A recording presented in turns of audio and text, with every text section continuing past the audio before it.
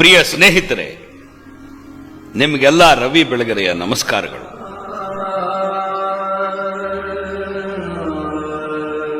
ವೃತ್ತಿಯಿಂದ ನಾನೊಬ್ಬ ಪತ್ರಕರ್ತ.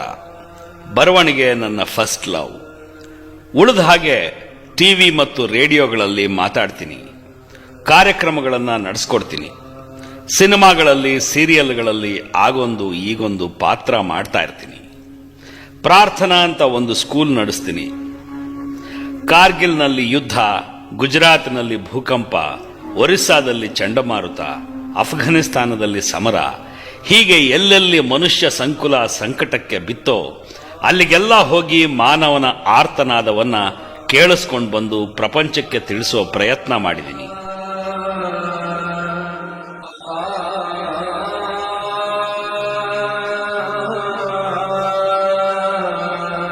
Uganda, Kenya, Congo, ಉಜ್ಬೆಕಿಸ್ತಾನ್, Kyrgyzstan, Kazakhstan, Tajikistan, Pakistan ಮುಂತಾದ ವಿಲಕ್ಷಣ ದೇಶಗಳಲ್ಲಿ ಬರಿಗಾಲ ಫಕೀರನ ಹಾಗೆ ಅಡ್ಡಾಡಿ ಬಂದವನು ನಾನು.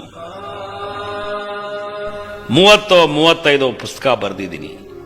ಪರಮಗುರು ಖುಷ್ವಂತ್ ಸಿಂಗ್, ತೆಲುಗು ಲೇಖಕ ಗುಡಿಪಾಟು ವೆಂಕಟಚಲಂ, ಕನ್ನಡದ ಸತ್ಯಕಾಮ, ಪಾವ್ಯಂ ಆಚಾರ್ಯರು, ಪತ್ರಕರ್ತರಾದ ಕೆ ಶಾಮರಾಯರು ಇವರೆಲ್ಲ ನನ್ನ ಗುರುಗಳು. ಇವರೆಲ್ಲರಿಂದಲೂ ಪ್ರಭಾವಕ್ಕೆ ಒಳಗಾದವನು ನಾನು. ನನಗೆ ಹಾಡು ಅಂದ್ರೆ ಇಷ್ಟ, ಮುಖೇಶ್ ಅಂದ್ರೆ ಇಷ್ಟ.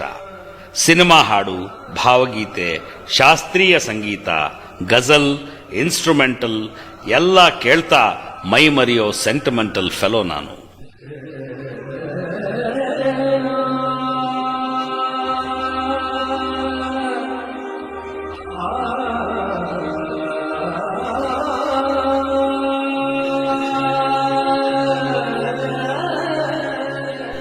ಎಲ್ಲೇ ಒಳ್ಳೆ ಸಂಗೀತ ಕೇಳಿದ್ರೂ ಅದನ್ನ ತಂದು ಗೆಳೆಯರಿಗೆ ಕೇಳಿಸೋ ಹುಚ್ಚು. ಓದಿದ ಒಳ್ಳೆಯ ಪುಸ್ತಕದೊಳಗಿನ ಸಂಗತಿಗಳನ್ನ ನನ್ನ ಸಾವಿರಾರು ಲಕ್ಷಾಂತರ ಅಪರಿಚಿತ ಓದುಗರೊಂದಿಗೆ, ಕೇಳುಗರೊಂದಿಗೆ, ವೀಕ್ಷಕರೊಂದಿಗೆ ಶೇರ್ ಮಾಡಿಕೊಳ್ಳೋ ಹುಚ್ಚು. ಬದುಕು ನನ್ನ ಪಾಲಿನ ಬೆಸ್ಟ್ ಟೀಚರ್. ಅದು ಕಲಿಸಿದ ಪಾಠಗಳನ್ನ ಕಲಿತಾ ಕಲಿತಾ 48 ವರ್ಷಗಳ ಹಾದಿ ನಡೆದುಬಿಟ್ಟೆ. ಅದು ಕಲಿಸಿದ ಪಾಠಗಳನ್ನ, ಸೂತ್ರಗಳನ್ನ ನಿಮ್ ಜೊತೆಗೆ ಶೇರ್ ಮಾಡಿಕೊಳ್ಳೋ ಪ್ರಯತ್ನವೇ ಈ 60 ನಿಮಿಷಗಳ ಧ್ವನಿ ಮುದ್ರಿಕೆ ಮನಸ್ಸೇ.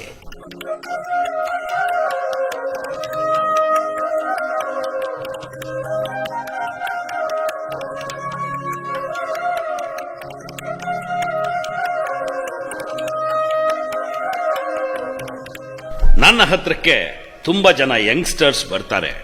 ಬದುಕಿನ 108 ಅಚೀವ್ಮೆಂಟ್ಗಳ ಹೊಸ್ತಿಲದರಿಗೆ ನಿಂತವರು. ಏನೋ ಸಾಧಿಸಬೇಕು ಅನ್ನೋ ಆಸೆ, ಏನನ್ನೋ ಸಾಧಿಸ್ತೀವಿ ಅನ್ನೋ ಕಾನ್ಫಿಡೆನ್ಸು. ಅವರ ಕಣ್ಣುಗಳಲ್ಲಿನ ಉತ್ಸಾಹ, ಮುಖದಲ್ಲಿನ ಅಮಾಯಕತೆ, ತೋಳುಗಳಲ್ಲಿನ ಆರೋಗ್ಯದೊಳಗಿನ ಉನ್ಮಾದಗಳನ್ನೇ ಪ್ರೀತಿಯಿಂದ ಗಮನಿಸ್ತೀನಿ. ಒಬ್ಬ ಹುಡುಗ 18ರ ಯಂಗ್ ಮ್ಯಾನ್ ನನ್ನನ್ನು ಶ್ರದ್ಧೆಯಿಂದ ಕೇಳ್ತಾನೆ, ಸರ್, ದುಡ್ಡು ಮಾಡೋದು ಹೇಗೆ? ತುಂಬಾ ದುಡ್ಡು ಮಾಡಬೇಕು. ನಾನು ಆ ಹುಡುಗನನ್ನೇ ಪ್ರೀತಿಯಿಂದ ನೋಡ್ತೀನಿ. ನನಗೆ ಕೊಟ್ರೇಶಿ ನೆನಪಾಗ್ತಾನೆ.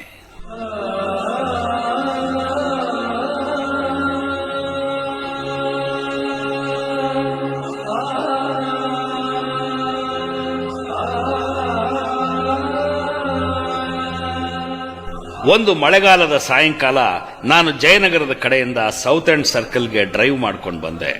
ಸಿಗ್ನಲ್ ಹತ್ರಕ್ಕೆ ಬರೋ ಹೊತ್ತಿಗೆ ಒಬ್ಬ ಹುಡುಗ ಆ ಟ್ರಾಫಿಕ್ ಮಧ್ಯೆನೇ ನುಸುಳ್ಕೊಂಡು ನನ್ನ ಹತ್ರಕ್ಕೆ ಓಡ್ ಬಂದ. ತಲೆ ತುಂಬಾ ಸಾಯಿಬಾಬಾಗೆ ಇದ್ದ ಹಾಗೆ ಗುಂಗುರು ಕೂದಲಿದ್ವು. ಸರ್, ನಾನು ನಿಮ್ಮ ಜಿಲ್ಲೆಯವನು ಅಂದ. ರಸ್ತೆಯಲ್ಲಿ ನಿಂತು ಮೀಸೆ ಮಾರ್ತೀನಿ, ಮಾಸ್ಕ್ ಮಾರ್ತೀನಿ, ತಮಾಷೆಯಾಗಿ ಕಾಣೋ ಆರ್ಟಿಫಿಷಿಯಲ್ ಉಬ್ಬಲ್ಲು, ಕನ್ನಡಕ ಮಾರ್ತೀನಿ. ಬಿಡುವಾದಾಗೆಲ್ಲ ನಿಮ್ಮ ಪತ್ರಿಕೆಗಳನ್ನು ಓದ್ತೀನಿ. ನನ್ನ ಹೆಸರು ಕೊಟ್ರೇಶಿ ಅಂದ.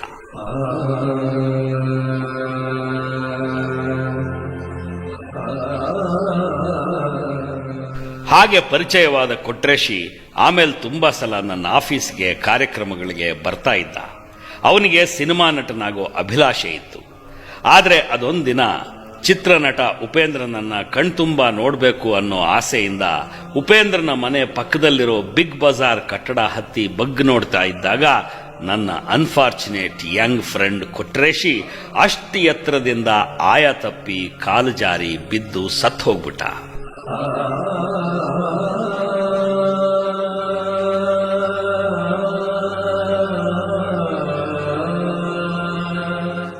ಅವನ ಜೇಬ್ನಲ್ಲಿ ಸಿಕ್ಕ ಪುಟ್ಟ ಡೈರಿಲಿ ಆ ಹುಡುಗ ಏನಂತ ಬರ್ಕೊಂಡಿದ್ದ ಗೊತ್ತೇ? ಉಪೇಂದ್ರನ್ ಥರ ಪಾಪ್ಯುಲರ್ ಆಗಬೇಕು, ವಿಜಯ ಸಂಕೇಶ್ವರ್ ಥರ ದುಡ್ಡು ಮಾಡಬೇಕು, ರವಿ ಬೆಳಗೆರೆ ಥರ ಯಶಸ್ಸು ಕಾಣಬೇಕು ಅಂತ ಬರೆದಿಟ್ಕೊಂಡಿದ್ದ.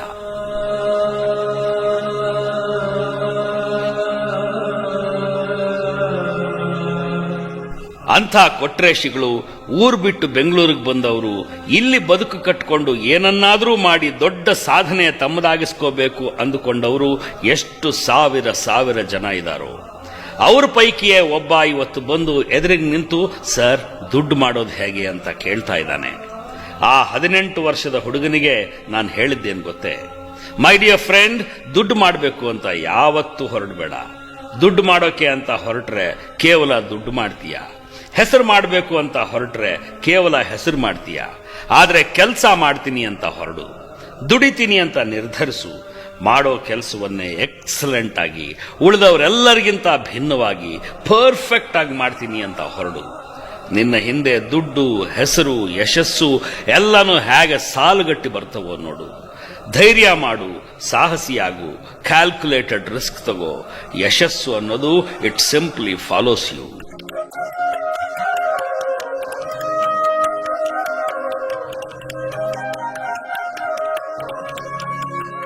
ಒಂದು ಹಂತದ ಓದು ಮುಗಿಸಿ ನೌಕರಿ ಹುಡುಕೋಕೆ ಶುರು ಮಾಡೋ ಯುವತಿ ಯುವಕರಲ್ಲಿ 2 ಥರದ ಜನ ಇರ್ತಾರೆ.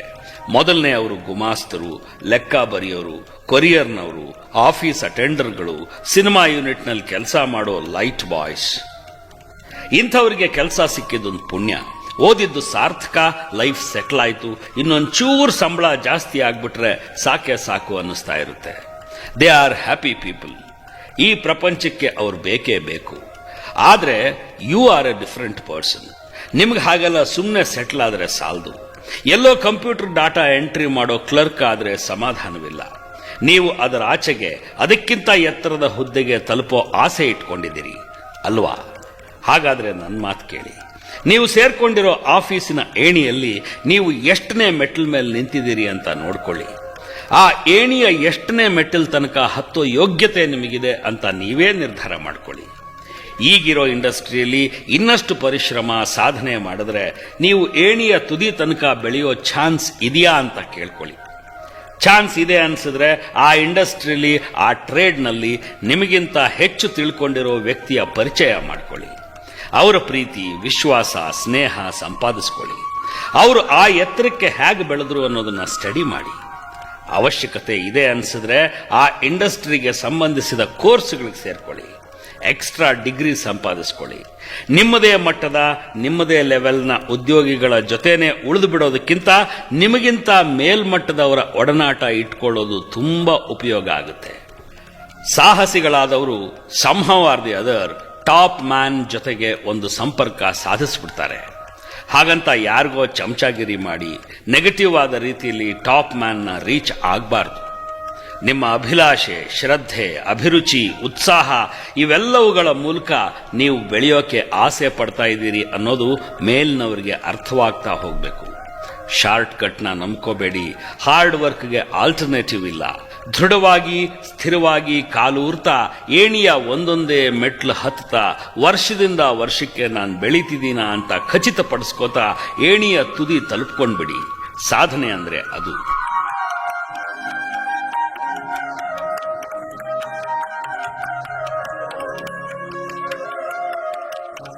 ಆದ್ರೆ ಫ್ರೆಂಡ್ಸ್, ಏಣಿಯ ತುದಿ ತಲುಪೋದು ಅಷ್ಟು ಸುಲಭದ ಮಾತಲ್ಲ. ಕನಸು ಕಾಣೋದು ಸುಲಭ, ಅದನ್ನ ರಿಯಲೈಸ್ ಮಾಡ್ಕೊಳ್ಳೋದು ತುಂಬಾ ಕಷ್ಟ. ಅನೇಕ ಯುವಕರು ದುಡಿಯೋಕ್ ಮುಂಚೆನೆ, ದಣಿಯೋಕ್ ಮುಂಚೆನೆ ರಿಲ್ಯಾಕ್ಸ್ ಆಗ್ತಾರೆ. ಬಿಸಿಲಿಗೆ ಬೀಳೋಕ್ ಮುಂಚೆನೆ ನೆರಳು ಹುಡುಕ್ತಾರೆ. ತುಂಬಾ ದೊಡ್ಡ ಏಮ್ ಇಟ್ಕೋತಾರೆ. ಆದ್ರೆ ಸ್ಮಾಲ್ ಅಂಡ್ ಶಾರ್ಟ್ ಟಾರ್ಗೆಟ್ಸ್ನ ಮರ್ತು ಬಿಡ್ತಾರೆ. ಪ್ರತಿ ಹಕ್ಕಿನೂ ತನ್ನ ಹೊಟ್ಟೆ ಒಳಗೆ ಮೊಟ್ಟೆ ಮೂಡಿದ ತಕ್ಷಣ ಗೂಡು ಕಟ್ಟಬೇಕು ಅಂತ ನಿರ್ಧರಿಸುತ್ತೆ. ನಿರ್ಧರಿಸಿದ ಕ್ಷಣದಿಂದಲೇ ಅದು ಗೂಡಿಗೆ ಬೇಕಾದ ಒಂದೊಂದೇ ಹುಲ್ಲುಕಡ್ಡಿ ತಂದು ಜೋಡಿಸೋಕೆ ಶುರು ಮಾಡುತ್ತೆ. ಗೂಡು ಅನ್ನೋದು ಮೇಜರ್ ಟಾರ್ಗೆಟ್. ಅದರ ಚುಂಚಿನಲ್ಲಿ ಅದು ಆಯ್ದು ತರೋದು ಕ್ಷಣ ಕ್ಷಣದ ಶಾರ್ಟ್ ಅಂಡ್ ಸ್ಮಾಲ್ ಟಾರ್ಗೆಟ್. 2010ನೇ ಇಸ್ವಿಗೆ ಕಾರ್ ತಗೋತೀನಿ ಅಂತ ಶಪಥ ಮಾಡ್ಬಿಡ್ತೀವಿ. ಆದರೆ ಅದಕ್ಕೋಸ್ಕರ 2007ನೇ ಇಸ್ವಿಯಿಂದಲೇ ಪ್ರತಿನಿತ್ಯ ಒಂದು ಎಕ್ಸ್ಟ್ರಾ ಅವರ್ ಕೆಲಸ ಮಾಡ್ತೀನಿ ಅನ್ನೋ ನಿರ್ಣಯ ತಗೊಳ್ಳೋದಿಲ್ಲ. ಚಿಕ್ಕ ಚಿಕ್ಕ ಟಾರ್ಗೆಟ್ಸೇ ನಮ್ಮನ್ನ ದೊಡ್ಡದೊಂದು ಕನಸಿನ ಸಾಕಾರದ ಕ್ಷಣದ ಹತ್ತಿರಕ್ಕೆ ಕರ್ಕೊಂಡು ಹೋಗಿ ನಿಲ್ಲಿಸೋದು. Not the big dream. ನಿಮಗೆ ಅಮಿತಾಬ್ನ ನೋಡಿದಾಗ ಆಶ್ಚರ್ಯ ಆಗಬಹುದು. SP ಬಾಲಸುಬ್ರಹ್ಮಣ್ಯಂ ಅವರನ್ನು ನೋಡಿದಾಗ ಗ್ರೇಟ್ ಅನ್ಸ್ಬೋದು. ನೀವು ಅದೃಷ್ಟವಂತರು ಅಂತೀರಿ. ದೇವ್ರಿ ಎಂಥ ರೂಪ ಕೊಟ್ಟಿದ್ದಾನೆ, ಎಂಥ ಕಂಠ ಕೊಟ್ಟಿದ್ದಾನೆ ಅಂತೀರಿ.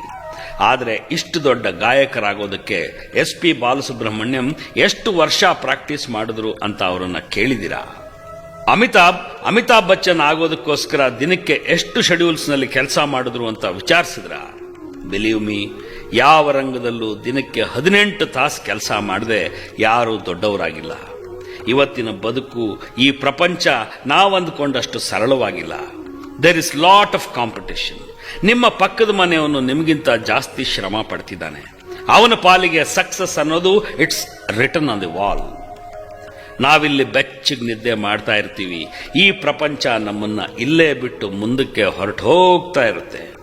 ಟೇಕ್ ಇಟ್ ಫ್ರಮ್ ಮೀ, ಈ ಜಗತ್ತಿನಲ್ಲಿ ದುಡಿದೇನೆ ಸತ್ತು ಹೋಗಿರೋರು ತುಂಬಾ ಜನ ಇದ್ದಾರೆ. ಆದರೆ ದುಡಿದು ಸತ್ತು ಹೋದವರು ಯಾರೂ ಇಲ್ಲ. I work 18 hours a day. ಒಂದು ಚಿಕ್ಕ ಯಶಸ್ಸು ಕೂಡ ತುಂಬಾ ಹಾರ್ಡ್ ವರ್ಕ್ನ ಎಕ್ಸ್ಪೆಕ್ಟ್ ಮಾಡುತ್ತೆ. ಮೈ ಮರೆತರೆ ಟಾರ್ಗೆಟ್ ಮಿಸ್ ಆಗಿ ಹೋಗುತ್ತೆ.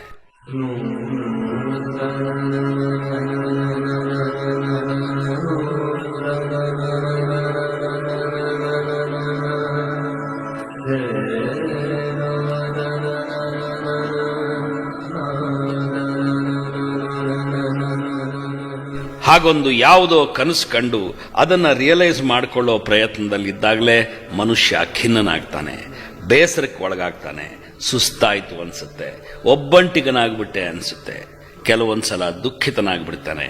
ಬೆಳಿಗ್ಗೆ ಒಂದೊಂದ್ಸಲ ಏಳ್ತಲೆ ದುಃಖಿತರಾಗಿ ಹೇಳ್ತೇವೆ. ನಮ್ಮ ಬದುಕು ಹೀಗೊಂದು ನಿಲುಗಡೆಗೆ, ಒಂದು ಸ್ಟೇಲ್ ಮೇಟ್ಗೆ ಬಂದು ನಿಂತು ಬಿಡ್ತಲ್ಲ ಅನ್ಸುತ್ತೆ. ಮತ್ಯಾವುದೋ ವೈಯಕ್ತಿಕವಾದ ದುಃಖ, ಖಿನ್ನತೆ, ಕಷ್ಟ, ಕಣ್ಣೀರು, ಒಬ್ಬಂಟಿತನ ನಮ್ಮನ್ನ ಕಾಡ್ತವೆ. ದುಃಖ ಅನ್ನೋದು ಯಾರನ್ನ ಬಿಟ್ಟಿದೆ ಹೇಳಿ? ಬದುಕಿನ ಹಾದಿಯಲ್ಲಿ many a times you feel alone, disappointed, rejected and lonely.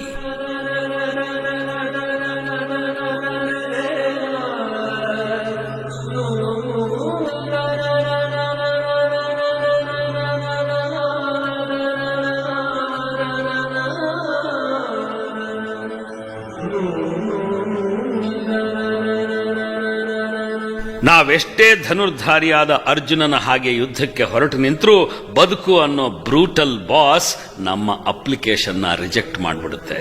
ತಿರಸ್ಕೃತರಾಗ್ಬಿಡ್ತೀವಿ. ಏನೆಲ್ಲ ಸಂತೋಷವನ್ನ ಕೊಟ್ಟ ಬದುಕು ಒಂದೊಂದ್ಸಲ ದುಃಖವನ್ನೂ ಕೊಟ್ಟುಬಿಡುತ್ತೆ. ಯಾವುದನ್ನ ತುಂಬಾ ಇಷ್ಟಪಡ್ತೀವೋ ಅದೇ ನಮ್ಮ ಕೈಗೆ ಸಿಗದ ಹಾಗಾಗತ್ತೆ. ನಡೀತಾ ನಡೀತಾ ರಸ್ತೆಯಲ್ಲೇ ಸಾಯಂಕಾಲವಾಗಿ ಕತ್ತಲಾಗ್ಬಿಡುತ್ತೆ. ದಿಕ್ಕು ತೋಚದ ಹಾಗಾಗುತ್ತೆ. ಈ ಬದುಕು ಇಲ್ಲಿಗೆ ಮುಗಿದು ಹೋಯ್ತೇನೋ ಅನ್ಸ್ಬಿಡುತ್ತೆ.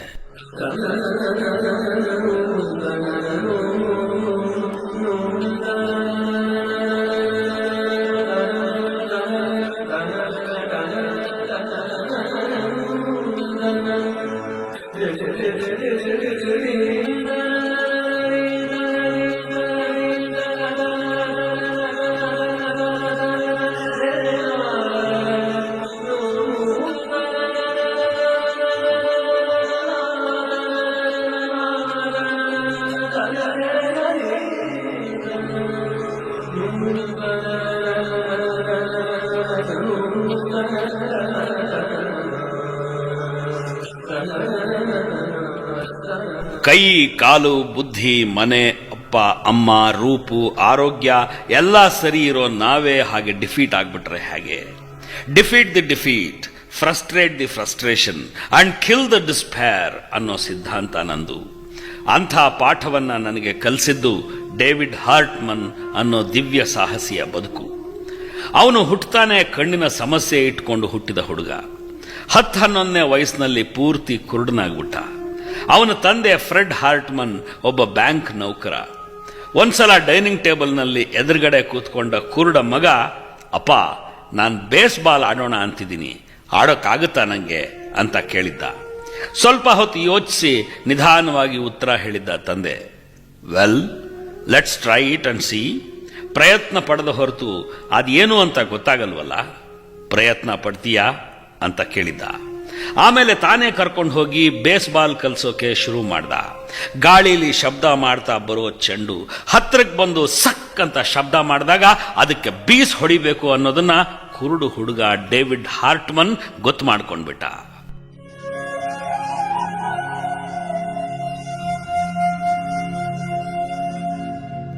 ಆದ್ರೆ ಡೇವಿಡ್ ಹುಟ್ಟ ಕುರುಡ ಅಲ್ಲ ನೋಡಿ. ಕೆಲವು ಸಲ ಅವನ ಕತ್ತಲ ಜಗತ್ತು ಅವನನ್ನ ಭೀಕರವಾಗಿ ಹೆದರಿಸ್ಬಿಡ್ತಾ ಇತ್ತು. ಅಮ್ಮ ನನ್ನ ಕೈಲಿ ನಿಲ್ಲೋಕಾಗ್ತಾ ಇಲ್ಲ ಅಂತ ಕೂಗ್ಕೊಂಡ್ಬಿಡವನು. ತಕ್ಷಣ ಅವನ ತಾಯಿ ಎದ್ದು ಬಂದು ಮಗನನ್ನ ಅವಚ್ಕೊಂಡು, ನಾನಿಲ್ಲಿದ್ದೀನಿ ಮಗು, ಐನೋ ಕತ್ತಲು ತುಂಬಾ ಹೆದರಿಕೆ ಉಂಟು ಮಾಡುತ್ತೆ, ನಿಲ್ಲೋದು ಕಷ್ಟ ಅನ್ಸುತ್ತೆ, ಆದ್ರೆ ನಾನು ಇಲ್ಲೇ ಇದ್ದೀನಲ್ವಾ ಅಂತ ಅವನಿಗೆ ಧೈರ್ಯ ತುಂಬೋಳು. ಆದರೆ ಅವನ ಅಕ್ಕ ಬಾರ್ಬರಾ ಅವಳೊಬ್ಬ ಟಾಸ್ಕ್ ಮಾಸ್ಟರ್. ಮಹಡಿ ಮೇಲೆ ನನ್ನ ಬ್ರೈಲ್ ವಾಚ್ ಮರೆತು ಇಟ್ಬಿಟ್ಟು ಬಂದಿದ್ದೀನಿ ಕಣೆ, ತಂದ್ಕೊಡ್ತೀಯಾ ಅಂತ ಡೇವಿಡ್ ಕೇಳಿದ್ರೆ, ಏಯ್ ಹೇಳೋ ಮೇಲೆ, ನಿನ್ ಸುತ್ತು ಇರೋದೇನಾ ನನ್ನ ಕೆಲಸ, ಜೀವನ ಪರ್ಯಂತ ಯಾರಿರ್ತಾರೆ, ನೀನೇ ಹೋಗಿ ತಂದ್ಕೊಳ್ಳೋದನ್ನ ರೂಢಿ ಮಾಡ್ಕೋ ಅಂತ ಗದರಿಸ್ತಾ ಇದ್ಲು. ತಂದೆ ಟ್ರೈ ಮಾಡಿ ನೋಡೋಣ ಅಂತಿದ್ದ. ತಾಯಿ ನಾನಿದೀನ್ ಮಗು ಅಂತಿದ್ಲು. ಅಕ್ಕ ನಿನ್ ಕೆಲಸ ನೀನ್ ಮಾಡ್ಕೋ ಅಂತ ಇದ್ಲು. ಹೀಗೆ 3 ಜನ ಟೀಚರ್ಸ್ ಮಧ್ಯೆ ಬೆಳೆದ ಡೇವಿಡ್ ಹಾರ್ಟ್ಮನ್ ತನ್ನ 13ನೇ ವಯಸ್ಸಿನಲ್ಲಿ ತಾನೊಬ್ಬ ಡಾಕ್ಟರ್ ಆಗ್ತೀನಿ ಅಂತ ಅನೌನ್ಸ್ ಮಾಡ್ದ. ಅವತ್ತಿನಿಂದಲೇ ಅದರ ಸಿದ್ಧತೆಗಳನ್ನು ಪ್ರಾರಂಭಿಸಿದ. ಮೊದಲು ಬ್ಲೈಂಡ್ ಸ್ಕೂಲ್ ಬಿಟ್ಟ, ಅದೇ ಊರಿನ ಹೈಸ್ಕೂಲ್ ಸೇರ್ಕೊಂಡ. ಅಲ್ಲಿ ಕುಸ್ತಿ ಪಟು ಅನ್ನಿಸ್ಕೊಂಡು ಶಾಲೆಯ ಸ್ಟೂಡೆಂಟ್ ಕೌನ್ಸಿಲ್ಗೆ ವೈಸ್ ಪ್ರೆಸಿಡೆಂಟ್ ಆದ. ಹಾಗೆ ಬೆಳೀತಾ ಬೆಳೀತಾ ನಾನು ಡಾಕ್ಟರ್ ಆಗಬೇಕು ಅನ್ನೋ ಅವನಲ್ಲಿನ ಹಠನೂ ಬೆಳೀತು. ಆದರೆ 2 ಕಣ್ಣು ಕಾಣದ ಕುರುಡ ಡಾಕ್ಟರ್ ಆಗೋದಕ್ಕೆ ಸಾಧ್ಯವೇ ಇಲ್ಲ ಅನ್ನೋದನ್ನ ಅವನಿಗೆ ತಿಳಿಸೋದು ಹೇಗೆ?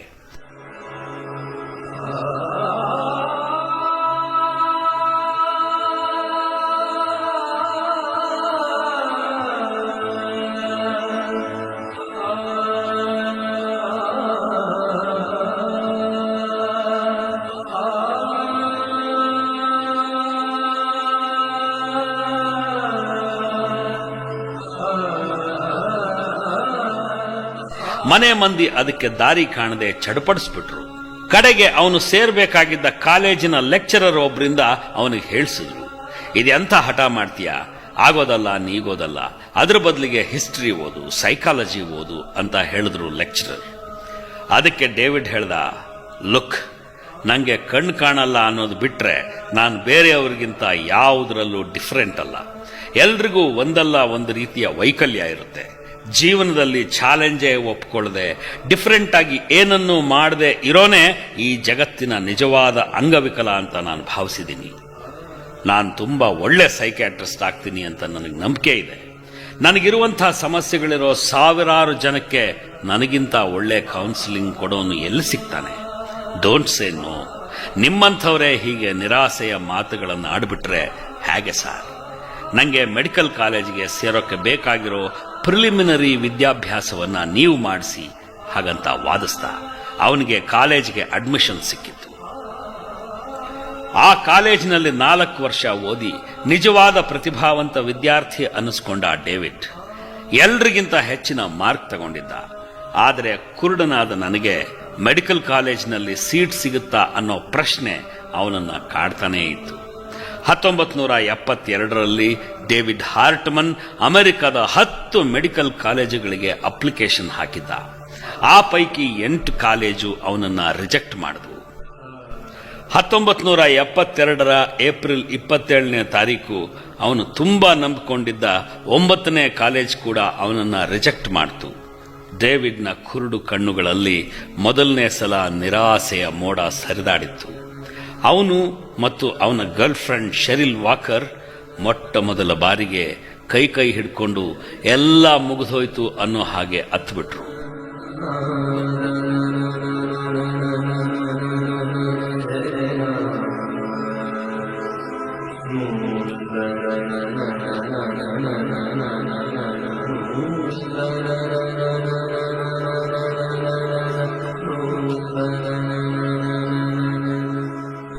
ಆದರೆ ಅದೇ ಅಮೆರಿಕದ ಫಿಲಡೆಲ್ಫಿಯಾದಲ್ಲಿ ಟೆಂಪಲ್ ಯೂನಿವರ್ಸಿಟಿ ಆಫ್ ಮೆಡಿಸಿನ್ ಅನ್ನೋ ಒಂದು ಸಂಸ್ಥೆ ಇತ್ತು. ಒಲಿಂಪಿಕ್ ಕಮಿಟಿ ಸದಸ್ಯರ ಮುಂದೆ ಒಂದು ಕಾಲಿಲ್ಲದ ಒಬ್ಬ ಯುವಕ ಹಾಜರಾಗಿ 10 ಸೆಕೆಂಡ್ಗಳಲ್ಲಿ 100 ಮೀಟರ್ ಓಟ ಓಡಿ ಮುಗಿಸ್ತೀನಿ, ನಂಗೊಂದು ಅವಕಾಶ ಕೊಡಿ ಅಂತ ವಿನಂತಿಸಿದ್ರೆ ಆ ಕಮಿಟಿಯಲ್ಲಿ ನಾನು ಸದಸ್ಯನಾಗಿದ್ರೆ ಖಂಡಿತವಾಗಿಯೂ ಆ ಹೆಳವನಿಗೊಂದು ಅವಕಾಶ ಕೊಡ್ತಿರ್ಲಿಲ್ವಾ? ಹಾಗೆ ಈ ಹುಡುಗನಿಗೊಂದು ಅವಕಾಶ ಕೊಡಬೇಕು ಅಂತ ಟೆಂಪಲ್ ಯೂನಿವರ್ಸಿಟಿಯ ಅಸಿಸ್ಟೆಂಟ್ ಡೀನ್ ಒಬ್ಬರು ವಾದಿಸಿದ್ರು. ಅವತ್ತೇ ಮಧ್ಯಾಹ್ನ ಡೇವಿಡ್ನ ಅಕ್ಕ ಬಾರ್ಬರಾ ಅವನಿಗೊಂದು ಫೋನ್ ಮಾಡಿ, ಯು ಹ್ಯಾವ್ ಡನ್ ಇಟ್ ಕಣೋ, ನಿಂಗೆ ಸೀಟ್ ಸಿಕ್ಕಿದೆ ಅಂತ ಗದ್ಗದಿಗಳಾಗಿ ಹೇಳಿದ್ಲು. ಆ ನಂತರ ಡೇವಿಡ್ ಹಾರ್ಟ್ಮನ್ ಮೆಡಿಸಿನ್ ಓದಿದ್ದು ಅದೊಂದು ತಪಸ್ಸು. ಅವನಿಗೆ ಎಕ್ಸ್ರೇಗಳನ್ನು ನೋಡಕ್ಕಾಗ್ತಿರ್ಲಿಲ್ಲ, ರೋಗಿಗಳ ಬಾಯಿ ಕಣ್ಣು ಗಾಯಗಳನ್ನ ಪರೀಕ್ಷೆ ಮಾಡಕ್ಕಾಗ್ತಿರ್ಲಿಲ್ಲ, ಮೈಕ್ರೋಸ್ಕೋಪ್ನೊಳಕ್ಕೆ ಇಣಿಕಿ ನೋಡಕ್ಕಾಗ್ತಿರ್ಲಿಲ್ಲ. ಆದರೆ ಪೇಷಂಟ್ ಎದೆ ಮೇಲೆ ಸ್ಟೆಥಸ್ಕೋಪ್ ಇಟ್ಟಾಗ ನಿಮಗ್ಯಾರಿಗೂ ಕೇಳಿಸದೇ ಇರುವಂಥ ಮರ್ಮರಗಳು ನನಗೆ ಕೇಳಿಸ್ತವೆ. I am an excellent listener ಅಂದಿದ್ದ ಡೇವಿಡ್. ಆಶ್ಚರ್ಯಕರ ಸಂಗತಿ ಅಂದ್ರೆ ಡೇವಿಡ್ನ ಎದುರಿಗೆ ಬಂದು ಕೂತ್ಕೋತಾ ಇದ್ದ ರೋಗಿಗಳು ಅತ್ಯಂತ ಸ್ಪಷ್ಟವಾಗಿ ಅವನ ಮೇಲೆ ವಿಶ್ವಾಸ ಇಟ್ಟು ಅವನಿಗೆ ತಮ್ಮ ಎಲ್ಲ ಸಮಸ್ಯೆಗಳನ್ನು ಹೇಳ್ಕೋತಾ ಇದ್ರು. ಡೇವಿಡ್ ಮೊದಲನೇ ರ್ಯಾಂಕ್ ಪಡೆದು ಎಲ್ಲಾ ಪರೀಕ್ಷೆಗಳಲ್ಲೂ ಪಾಸ್ ಆಗಿದ್ದ. ಅವತ್ತು ಡೇವಿಡ್ಗೆ ಸನ್ಮಾನ ಸಮಾರಂಭ ಏರ್ಪಡಿಸಿದ್ರು. ಅವನು ತುಂಬಾ ಭಾವುಕನಾಗಿದ್ದ. ನಮ್ಮ ಡೇವಿಡ್ ಉಳಿದ ವಿದ್ಯಾರ್ಥಿಗಳಿಗೆ ಹೋಲಿಸಿದ್ರೆ ಖಂಡಿತವಾಗಿಯೂ ನಾರ್ಮಲ್ ಅಲ್ಲ, ಅವನು ಸೂಪರ್ ನಾರ್ಮಲ್ ಅಂದಿದ್ರು ಪ್ರೊಫೆಸರ್.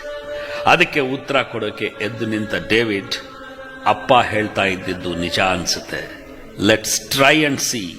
ಪ್ರಯತ್ನ ಪಡೆದ ಹೊರತು ಅದೇನು ಅಂತ ಗೊತ್ತಾಗಲ್ವಲ್ಲ, ಅಪ್ಪ ಇಸ್ ಕರೆಕ್ಟ್ ಅಂದಿದ್ನಂತೆ.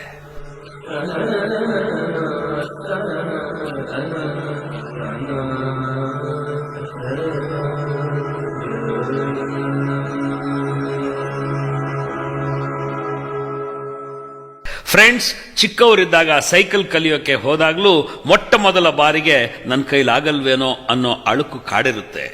ದೊಡ್ಡವರಾಗಿ ವಿಮಾನ ನಡೆಸೋ ಪೈಲಟ್ ಟ್ರೈನಿಂಗ್ ಕೋರ್ಸ್ ಸೇರ್ಕೊಂಡು ಮೊದಲನೇ ಸಲ ಕಾಕ್ಪಿಟ್ನಲ್ಲಿ ಕೂತಾಗ್ಲೂ ನನ್ನ ಕೈಲಾಗ್ಲಿಕ್ಕಿಲ್ಲ ಬಿಡು ಅಂತಲೇ ಅನ್ಸುತ್ತೆ. ಅವತ್ತು ಸೈಕಲ್ನ ಹಿಂದೆ ಅದರ ಕ್ಯಾರಿಯರ್ ಹಿಡ್ಕೊಂಡು ಅಪ್ಪ ನಿಂತಿದ್ದ. ಕಮಾನ್ ಮೈ ಸನ್, ಬಿದ್ರೆ ಹಿಡ್ಕೊಳಕ್ ನಾನಿದ್ದೀನಿ, ಧೈರ್ಯವಾಗಿ ತುಳಿ ಅಂದಿದ್ದು ಜೀವನ ಪರ್ಯಂತ ನೆನಪಿದ್ರೆ ಸಾಕು. ವಿಮಾನ ಪಳಗಿಸ್ಕೊಳ್ಳೋದು ಯಾವ ದೊಡ್ಡ ಮಾತು. ಆದ್ರೆ ಎಲ್ರಿಗೂ ಡೇವಿಡ್ಗಿದ್ದಂಥ ತಂದೆ ಇರಲ್ವಲ್ಲ ಸಾರ್.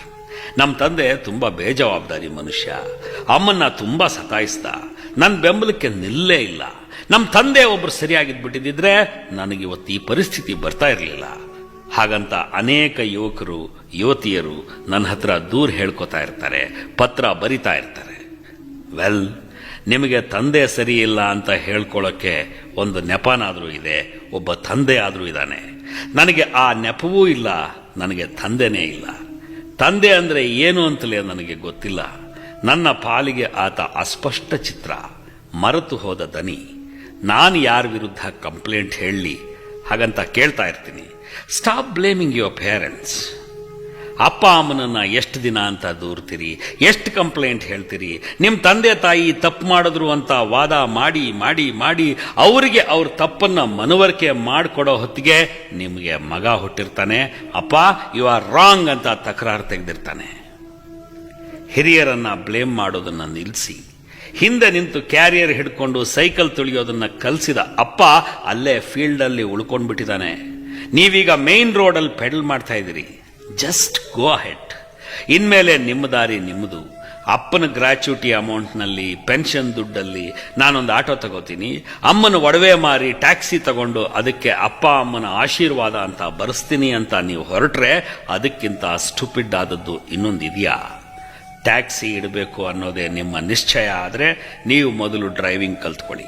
ನೀವು ಕೆಲವು ದಿನ ಟ್ಯಾಕ್ಸಿ ಓಡಿಸಿ, ಆಮೇಲೆ ಸಾಲ ಮಾಡಿ ನೀವೇ ಒಂದು ಕಾರ್ ತಗೊಂಡು ಅದರಲ್ಲಿ ಅಪ್ಪ ಅಮ್ಮನ್ನ ಒಂದು ಡ್ರೈವ್ ಕರ್ಕೊಂಡು ಹೋಗಿ. ಅದು ಬಿಟ್ಟು ಅವ್ರ ಜೀವಮಾನ ಪರ್ಯಂತ ದುಡಿದ ಹಣನ ಕಡೆಗಾಲದಲ್ಲಿ ಕಿತ್ಕೊಂಡು ಹೋಗೋದಕ್ಕೆ ನೀವ್ಯಾರು?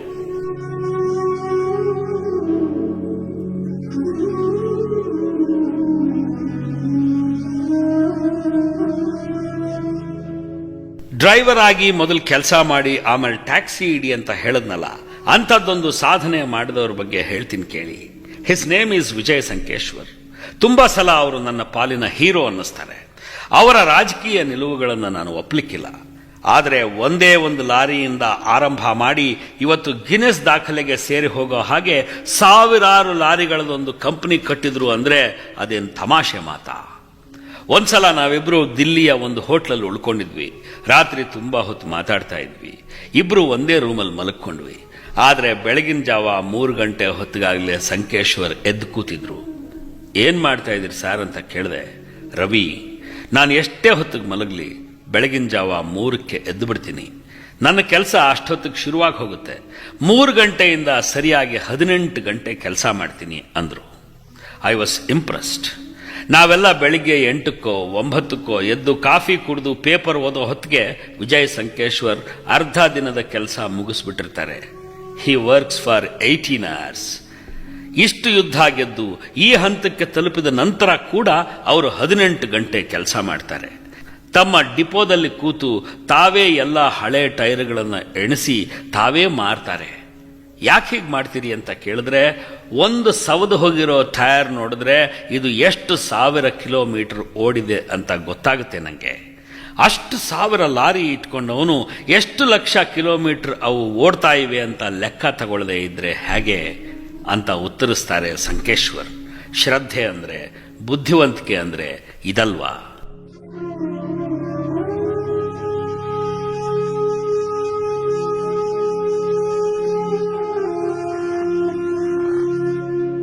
ಆದ್ರೆ ನಿಮಗ್ ಗೊತ್ತಿರಲಿ, ರಸ್ತೆ ಬದಿಲಿ ಕಟ್ಟಿಗೆ ಕಡಿಯೋನು, ಜಲ್ಲಿ ಕುಟ್ಟೋನು, ಬಂಡಿ ಎಳೆಯೋನು ಕೂಡ 18 ತಾಸು ಕೆಲಸ ಮಾಡ್ತಾನೆ. ಅವನಿಗೆ ಯಾಕೆ ಯಶಸ್ಸು ಒಲಿಯೋದಿಲ್ಲ? ಡೇವಿಡ್ ಹಾರ್ಟ್ಮನ್ ಅಷ್ಟೇ ಕಷ್ಟಪಡೋ ವಿದ್ಯಾರ್ಥಿಗಳಿದ್ದಾರೆ. ಅವ್ರ್ಯಾಕೆ ಹೆಸರಾಂತ ಡಾಕ್ಟರ್ಗಳಾಗೋದಿಲ್ಲ? ಅವರು ಅದೃಷ್ಟವಂತರಲ್ಲ ಅಂತೀರಾ? ಫ್ರೆಂಡ್ಸ್, ಈ ಜಗತ್ನಲ್ಲಿ ಯಾರು ಅದೃಷ್ಟವಂತರು ಅಂತ ಇಲ್ಲ. ದೈವಾಂಶ ಸಂಭೂತರು ಅಸಲಿಗೆ ಇಲ್ಲ. ಇರೋರು ಇಬ್ರೇ. ಕಟ್ಟಿಗೆ ಕಡಿಯೋನು, ಕಟ್ಟಿಗೆ ಕಡಿತಾ ಕಡಿತಾ ಟಿಂಬರ್ ವ್ಯಾಪಾರಿಯಾಗಿ ಬೆಳೆಯೋನು. ನೀವು ಬೇಕಾದ್ರೆ ಗಮನಿಸಿ ನೋಡಿ, ಒಂದು ಕಾಲದ ಗಂಡಾಳು ಮೇಸ್ತ್ರಿ ಆಗ್ತಾನೆ. ಅದೇ ಮೇಸ್ತ್ರಿ ಕಾಂಟ್ರಾಕ್ಟರ್ ಆಗ್ತಾನೆ. ಹೋಟೆಲ್ ಮಾಣಿ ಮ್ಯಾನೇಜರ್ ಆಗ್ತಾನೆ. ಕಾಲಾಂತರದಲ್ಲಿ ಅವನೇ ಹೋಟೆಲ್ ಮಾಲೀಕನಾಗ್ತಾನೆ.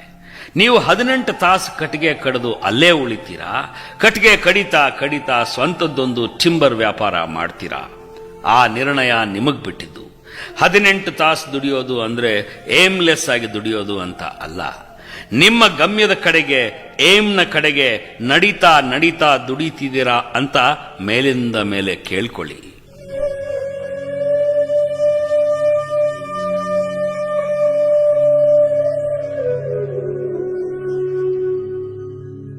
ಬೇಸಿಕಲಿ ನಾನು ಶ್ರಮ ಸಂಸ್ಕೃತಿಗೆ ಸೇರಿದ ಮನುಷ್ಯ. ಏನು ಮಾತಾಡಿದ್ರು ಮತ್ತೆ ವಿಷಯ ಅಲ್ಲಿಗೆ ಬರುತ್ತೆ. ಆದರೆ ನನಗಿಂತ ವಯಸ್ಸಿನಲ್ಲಿ ಚಿಕ್ಕವರು ಅನುಭವಿಸೋ ನಿರಾಸೆ, ಒಂಟಿತನ ಮತ್ತು ಫ್ರಸ್ಟ್ರೇಷನ್ಸ್ ಅರ್ಥವಾಗ್ತವೆ. ಬದುಕಿನಲ್ಲಿ ಹೋರಾಟ ಮಾಡ್ತಾ ಮಾಡ್ತಾ ಒಂದೊಂದ್ಸಲ ಒಬ್ಬಂಟಿ ಆಗ್ಬಿಟ್ಟೆ ಅನ್ಸ್ಬಿಡುತ್ತೆ. ನಾವು ಪ್ರೀತಿಸಿದ ಹುಡುಗಿಗೆ ನಮ್ಮ ಹೋರಾಟ ಎಂಥದ್ದು ಅಂತ ಅರ್ಥವೇ ಆಗಿರಲ್ಲ. ಈಗಾಗಲೇ ಹೋರಾಟ ಮುಗಿಸಿ ಸಕ್ಸಸ್ಫುಲ್ ಆದ ಮತ್ಯಾರೋ ಶ್ರೀಮಂತ ಸಾಫ್ಟ್ವೇರ್ ಇಂಜಿನಿಯರ್ನ ಕೈ ಹಿಡಿದು ನಡೆದು ಬಿಡ್ತಾಳೆ. ಇದು ಮತ್ಲಬ್ ಕಿ ದುನಿಯಾ. ಪ್ರೀತಿಸಿದ ಜೀವ ಕೈಬಿಟ್ಟು ಹೋದಾಗ ತುಂಬಾ ಸಂಕಟವಾಗುತ್ತೆ. ಇಂಥ ಅನುಭವ ಕೇವಲ ಹುಡುಗರಿಗಾಗಬೇಕು ಅಂತ ಇಲ್ಲ, ಹುಡುಗಿರಿಗೂ ಆಗುತ್ತೆ. ಬದುಕು ಒಂದು ಕ್ರಾಸ್ ರೋಡ್ಗೆ ಬಂದು ನಿಂತಾಗ ಇದ್ದಕ್ಕಿದ್ದ ಹಾಗೆ ಜೊತೆಗಿದ್ದ ಗೆಳೆಯ ಕಳೆದು ಹೋಗಿ ಒಬ್ಬಂಟಿ ಆಗಿಬಿಡ್ತಾಳೆ ಹುಡುಗಿ.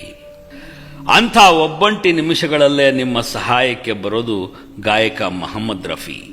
ಆತ ಎಂಥ ಅದ್ಭುತವಾದ ಸಮಾಧಾನ ಹೇಳ್ತಾನೆ ಗೊತ್ತಾ?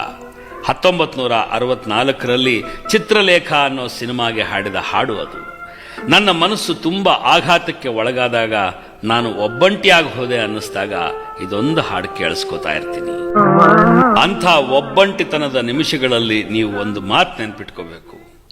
ಎಷ್ಟು ದೂರದ ತನಕ ನಮ್ಮ ಜೊತೆಗೆ ನಮ್ಮ ಸ್ನೇಹಿತರು ನಡೆದ್ರೋ ಅಷ್ಟೇ ಉಪಕಾರವಾಯಿತು ಅಂದ್ಕೋಬೇಕು. ಯಾರೂ ಕೂಡ ಸಾವಿನ ತನಕ ನಮ್ಮ ಜೊತೆಗೆ ಬರೋದಿಲ್ಲ, ಜೊತೆಯಲ್ಲಿ ಸಾಯೋದಿಲ್ಲ. ನಮ್ಮನ್ನ ತುಂಬಾ ಪ್ರೀತಿಸ್ತಾ ಇದ್ದವರು ನಮ್ಮಿಂದ ದೂರವಾದ್ರು ಅಂದ್ರೆ ಅದರ ಅರ್ಥ ಅವರಿಗಿದ್ದ ನಮ್ಮ ಅವಶ್ಯಕತೆ ಅಲ್ಲಿಗೆ ಮುಗೀತು ಅಂತ. ಏ ಮನಸ್ಸೇ, ಗಾಬರಿ ಆಗ್ಬೇಡ. Keep moving. ಪ್ರತಿ ಅಂಧಕಾರಕ್ಕೂ ಒಂದು ಸೂರ್ಯೋದಯವಿರುತ್ತೆ, ಪ್ರತಿ ಅಂತ್ಯಕ್ಕೂ ಇನ್ನೊಂದು ಆರಂಭವಿರುತ್ತೆ. ದುಃಖ ಬಂತು ಅಂತ ಬೇಜಾರಾಗ್ಬಿಡ್ಬೇಡಿ. ದುಃಖ ಕೂಡ ಒಂದು ವಿಚಿತ್ರವಾದ ರೀತಿಯಲ್ಲಿ ಇಷ್ಟವಾಗಿ ಬಿಡುವಂಥ ಫಿನಾಮಿನನ್. ದುಃಖದಲ್ಲಿದ್ದಾಗಲೇ ನಮಗೆ ಸುಖದ ಕಿಮ್ಮತ್ತು ಅರ್ಥವಾಗೋದು. ನಾನು ತುಂಬಾ ಗೌರವಿಸೋ ದಾರ್ಶನಿಕ, ಗುರು, ಚಿಂತಕ ಆಚಾರ್ಯ ರಜನೀಶ್ ಸೊಗಸಾದ ಮಾತು ಹೇಳ್ತಾರೆ. ಇದ್ದಕ್ಕಿದ್ದ ಹಾಗೆ ನಿಮ್ಮನ್ನ ಆಕ್ರಮಿಸಿಕೊಂಡು ಬಿಡೋ ಲೋನ್ಲಿನೆಸ್ನ, ಅಂದ್ರೆ ಒಬ್ಬಂಟಿತನವನ್ನ ನೀವು ಅಲೋನ್ನೆಸ್ ಆಗಿ, ಶುದ್ಧ ಏಕಾಂತವನ್ನಾಗಿ ಪರಿವರ್ತಿಸ್ಕೋಬೇಕು. ಅದನ್ನು ಕಲಿದೇ ಇದ್ರೆ ನೀವು ದುಃಖಿತರಾಗೆ ಉಳಿದು ಬಿಡ್ತೀರಿ, ದಡ್ರು ಅನ್ನಿಸ್ಕೋತೀರಿ ಅಂತಾರೆ ರಜನೀಶ್. ಒಂಟಿತನ ಅನ್ನೋದು ಪೇನ್ಫುಲ್ ಆದದ್ದು, ಸಾರೋಫುಲ್ ಆದದ್ದು. ಆದರೆ ಏಕಾಂತ ಅನ್ನೋದು ಮಧುರವಾದದ್ದು, ಸುಂದರವಾದದ್ದು.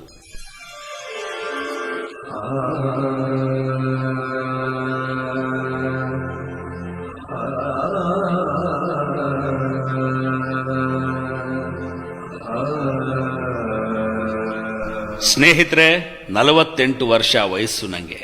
ಅಂಥದ್ದೊಂದು ಲೋನ್ಲಿನೆಸ್ನಿಂದ ತಪ್ಪಿಸ್ಕೊಂಡು ಅದನ್ನ ದಿವ್ಯ ಏಕಾಂತವನ್ನಾಗಿ ಮಾಡಿಕೊಳ್ಳೋ ಪ್ರಯತ್ನವನ್ನ ಇವತ್ತಿಗೂ ಮಾಡ್ತಾನೇ ಇದ್ದೀನಿ. ನನ್ನಿಂದ ಸಾಧ್ಯವಾಗಿಲ್ಲ. ಆದರೆ ಒಂದು ಮಾತು ಮಾತ್ರ ನನಗೆ ಸ್ಪಷ್ಟವಾಗಿ ಅರ್ಥವಾಗಿದೆ. ಒಬ್ಬಂಟಿತನದಿಂದ ತಪ್ಪಿಸ್ಕೊಳ್ಳೋದಕ್ಕೆ ಕುಡಿತ ಹೆಲ್ಪ್ ಮಾಡೋದಿಲ್ಲ. ಕುಡಿತ ನಮ್ಮನ್ನ ಇನ್ನಷ್ಟು ಮತ್ತಷ್ಟು ದುಃಖಿತರನ್ನಾಗಿ ಮಾಡುತ್ತೆ.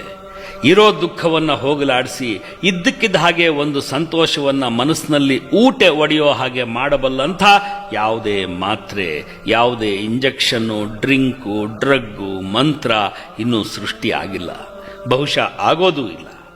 ಆದರೆ ನಿಮ್ಗೊಂದು ಮಾತು ಹೇಳ್ತೀನಿ, ಕುಡಿಯೋದಕ್ಕಿಂತ, ಡ್ರಗ್ ತಗೊಳ್ಳೋದಕ್ಕಿಂತ ಅಪಾಯಕಾರಿಯಾದ ಮತ್ತೊಂದು ಕೆಲಸವನ್ನ ನಮ್ಮ ಹುಡುಗರು, ಹುಡುಗಿಯರು ಈ ಲೋನ್ಲಿನೆಸ್ನ ಹಂತದಲ್ಲಿ ಮಾಡಿಬಿಡ್ತಾರೆ. ಒಬ್ಬಳು ಬಿಟ್ಟು ಹೋದ್ಲು ಅಥವಾ ಇದ್ದ ಬಾಯ್ ಫ್ರೆಂಡ್ ಕೈ ಕೊಟ್ಟ ಅನ್ನೋ ಬೇಸರದಲ್ಲಿ ಆ ಲೋನ್ಲಿನೆಸ್ನ ತಡೆಯೋಕ್ಕಾಗಲ್ಲ ಅಂತ ತಮಗೆ ತಾವೇ ಅಂದುಕೊಂಡು ಇಮ್ಮಿಡಿಯೇಟ್ ಆಗಿ ಇನ್ನೊಂದು ಅಫೇರ್ಗೆ, ಇನ್ನೊಂದು ಸಂಬಂಧಕ್ಕೆ ಕೈ ಚಾಚಿಬಿಡ್ತಾರೆ.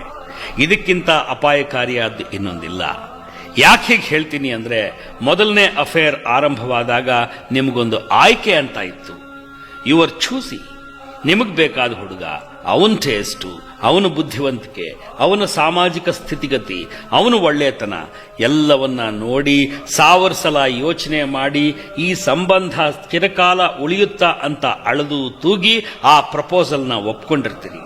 ಆದರೆ ಮೊದಲನೇ ಬಾಂಧವ್ಯ ಬಿಟ್ಟು ಹೋದಾಗ ನಿಮಗಾಗೋ ಆಘಾತದಲ್ಲಿ, ಅದರಿಂದ ಉಂಟಾಗೋ ಕನ್ಫ್ಯೂಷನ್ನಲ್ಲಿ ನಿಮಗೆ ಗೊತ್ತಿಲ್ಲದೆ ನೀವೊಂದು ಅವಸರಕ್ಕೆ ಬಿದ್ದುಬಿಡ್ತೀರಿ. ಮುಳುಗೋನಿಗೆ ಹುಲ್ಕಡ್ಡಿನೇ ಆಸರೆ ಅನ್ನೋ ಹಾಗಾಗ್ಬಿಟ್ಟಿರುತ್ತೆ ಮನಸ್ಥಿತಿ. ಅಂಥ ಮನಸ್ಥಿತಿಯಲ್ಲಿ ನೀವು ಮಾಡಿಕೊಳ್ಳೋ ಆಯ್ಕೆ ಆರೋಗ್ಯಕರವಾಗಿ, ಲಾಜಿಕಲ್ ಆಗಿ ಇರೋದಿಲ್ಲ. ವೃಥಾ ಅವಸರ ಪಡಬೇಡಿ. ಬಿಟ್ಟು ಹೋದವರ ಮೇಲಿನ ವೆಂಜನ್ಸ್ಗೋಸ್ಕರ ನಿಮ್ಮ ಮಟ್ಟಕ್ಕೆ, ಮನಸ್ಥಿತಿಗೆ, ಅಭಿರುಚಿಗೆ ಹೊಂದಿಕೊಳ್ಳದೆ ಇರುವಂಥವರನ್ನ ಆಯ್ಕೆ ಮಾಡಿಕೊಂಡು ಜೀವನ ಪರ್ಯಂತ ನರಳಬೇಡಿ.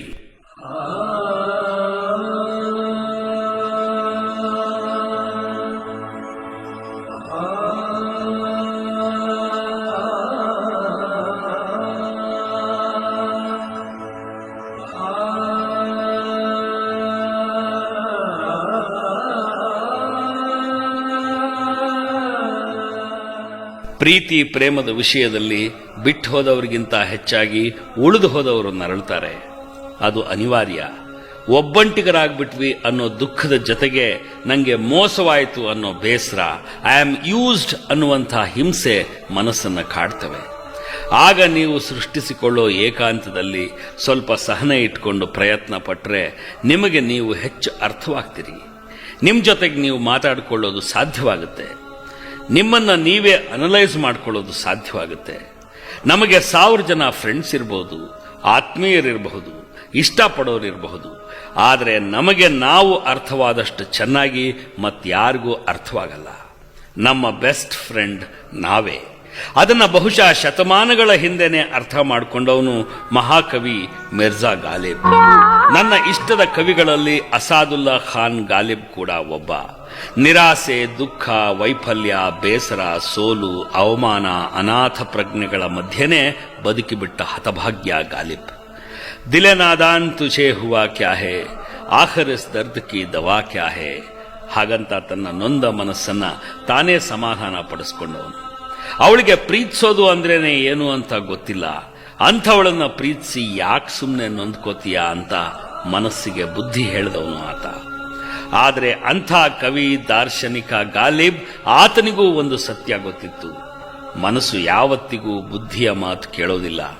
ನಾವು ಭಾವುಕರು ಮನಸ್ಸಿನ ಕೈಗೆ ಬುದ್ಧಿ ಕೊಟ್ಟು ಕೂತು ಬಿಡ್ತೀವಿ. ಹಾಗೆ ಮನಸ್ಸಿನ ಕೈಗೆ ಬುದ್ಧಿ ಒಪ್ಪಿಸಿ ನನ್ನದೇ ಜೀವಮಾನದ 16 ವರ್ಷಗಳನ್ನ ವೃಥಾ ಕಳೆದು ಬಿಟ್ಟವನು ನಾನು. ಸುಮ್ಮನೆ ಊರೂರು ಅಲಿತಾ ನೌಕರಿಯಿಂದ ನೌಕರಿಗೆ ವಲಸೆ ಹೋಗ್ತಾ ನನ್ನ ಜೀವನದ ಪ್ರೈಮ್ ಟೈಮ್ನ ವೇಸ್ಟ್ ಮಾಡಿಬಿಟ್ಟೆ. ಅದು ನನ್ನ ಜೀವನದ ಹತಾಶ ಕಾಲ. ಅಂಥ ಕಾಲದಲ್ಲೂ ನಾನು ಮಾಡಿದ ಒಂದು ಒಳ್ಳೆ ಕೆಲಸ ಅಂದ್ರೆ ತುಂಬಾ ಸಾಹಿತ್ಯ ಓದ್ಕೊಂಡೆ. ಮುಖ್ಯವಾಗಿ ಮಿರ್ಜಾ ಗಾಲಿಬ್ನ ಓದ್ಕೊಂಡೆ. ನಾನು ಪ್ರೀತಿಸಿದ ಹುಡುಗಿನ ಮೆಚ್ಚೋಕೆ ಅಂತ ಹಿಂದಿ ಕಲ್ತಿದ್ದೆ, ಉರ್ದು ಕಲ್ತಿದ್ದೆ. ಅವಳು ಬಿಟ್ಟು ಹೋದ್ಮೇಲೆ ಅದೇ ಉರ್ದುವಿನ ಆಶ್ರಯ ತಗೊಂಡು ಗಾಲಿಬ್ನ ಓದ್ತಾ ಹೋದೆ. 25 ವರ್ಷಗಳಿಂದ ಆತನ ಗಜಲ್ಗಳನ್ನು ಓದ್ತಾ ಇದ್ದೀನಿ, ಕೇಳ್ತಾ ಇದ್ದೀನಿ. ಪ್ರತಿ ಸಲ ಕೇಳಿದಾಗಲೂ ನನಗೆ ಹೊಸ ಅರ್ಥ ಗೋಚರಿಸಿದೆ. ಪ್ರತಿ ಸಲ ಓದಿದಾಗಲೂ ಹೊಸ ಭಾವ ಕಾಣಿಸಿದೆ. ಎಷ್ಟೋ ಕಡೆ ಗಾಲಿಬ್ ಬಳಸೋ ಪರ್ಷಿಯನ್ ಶಬ್ದಗಳು ಅರ್ಥವಾಗೋದಿಲ್ಲ. ಆದರೂ ಆ ಹಾಡು, ಆ ಗಜಲು ಎತ್ತಿಟ್ಕೋತೀನಿ. ಯಾವತ್ತು ಮತ್ತೆ ಅವು ಕೈಗೆ ಸಿಕ್ಕು ಯಾವ ಹೊಸ ಅರ್ಥ ಕೊಟ್ಟು ಎಂಥ ಬೆರಗು ಹುಟ್ಟಿಸ್ತವೋ ಯಾರಿಗ್ ಗೊತ್ತು. ನಿಮಗೆ ನಾನು ಸಜೆಸ್ಟ್ ಮಾಡೋದು ಅದನ್ನೇ. ಪುಸ್ತಕಗಳು, ಹಾಡುಗಳು ಎಷ್ಟು ಸಾಧ್ಯವೋ ಅಷ್ಟು ಕೊಂಡುಕೊಂಡ್ಬಿಡಿ. That is the best investment. ಇವತ್ತು ಕೊಂಡುಕೊಂಡ ಅಂಗಿ ನಾಳೆಗೆ ಬಿಗಿಯಾಗುತ್ತೆ. ಬಚ್ಚಿಟ್ರೆ ಬಿಚ್ಚಿಟ್ರೆ ಮತ್ತೆ ಹಾಕ್ಕೊಳ್ಳೋಕ್ಕಾಗಲ್ಲ. ಆದರೆ ಪುಸ್ತಕ ಹಾಗಲ್ಲ, ಹಾಡು ಹಾಗಲ್ಲವೇ ಅಲ್ಲ. ಮತ್ಯಾವಾಗ್ಲೋ ಓದ್ತೀವಿ, ಮತ್ಯಾವಾಗ್ಲೋ ಕೇಳ್ತೀವಿ. ನಮ್ಮ ನಂತರ ಇನ್ಯಾರೋ ಓದ್ತಾರೆ, ಮತ್ಯಾರೋ ಕೇಳ್ತಾರೆ. ಒಂದು ಒಳ್ಳೆಯ ಲೈಬ್ರರಿ ಇಟ್ಕೊಳ್ಳದೆ ಇರೋನ್ಗಿಂತ ಈ ಜಗತ್ತಿನಲ್ಲಿ ಬಡವ ಇನ್ನೊಬ್ಬನಿಲ್ಲ. ಮನಸ್ಸು, ಮೂಡು ಎಷ್ಟೇ ಕೆಟ್ಟದಾಗಿರ್ಲಿ, ಒಂದು ಒಳ್ಳೆಯ ಪುಸ್ತಕ ಓದ್ತಾ ಓದ್ತಾ ಸ್ಲೋಲಿ ಸಂತೋಷ ಅನ್ನೋದು ಬೆಳಗಿನ ಜಾವದ ಮೊದಲ ಸೂರ್ಯ ಕಿರಣದ ಹಾಗೆ ಕಿಟಕಿಯೊಳಗಿಂದ ನಿಮ್ಮ ಮನೆಯೊಳಕ್ಕೆ, ಮನಸ್ಸಿನೊಳಕ್ಕೆ ಬಂದುಬಿಡುತ್ತೆ.